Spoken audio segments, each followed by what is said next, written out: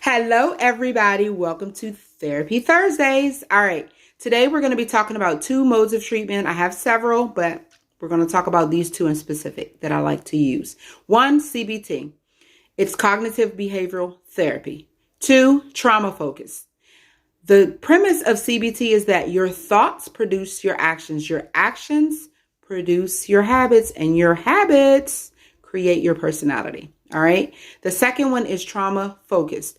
It is the premise that your body remembers, it responds to stimuli, whether it's external or internal. And usually it's responding to some type of trauma. Okay. So what happens is that we use defense mechanisms. Defense mechanisms are ways that we protect ourselves. We're protecting ourselves from something, whatever that something is. And usually we do these unconsciously. So we're not walking around thinking about these. We're doing these just as we eat and just as we take a shower and just as we sleep. Okay. Other people recognize what we're doing. They may not be able to name it, but they will recognize that something is off, or, you might recognize in your actions, what it looks like on the other side of after using the defense mechanism. Okay. So I wanted to talk about this today because both of these really affects our mental health. Our mental suffering creates problems within our relationships and us creating relationships, and also difficulty in arousal. What do I mean by that? Well, if you have been in a situation where someone is very critical toward you, you're probably using a defense mechanism. One, you're probably having a thought in your head that, hey, I can't do this.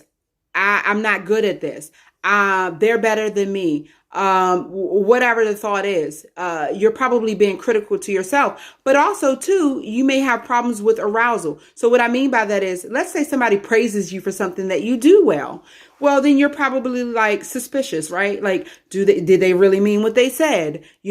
Or you might have trouble with taking on that and knowing what to do with that. Some people can't receive compliments. You're like, oh, they gave me a compliment. You don't know what to do with that. You can't be happy about it. That's difficulty in arousal, right? And so what we want to do is retrain our thoughts. We want to take that thought and say, you know what? I am loved. No matter what they say, I am worthy. No matter what they say, I am good at this. And if you don't believe it, you say it, you read the word of God, and you use that to help you to transform your thinking in your body. The way that you change that is that you practice.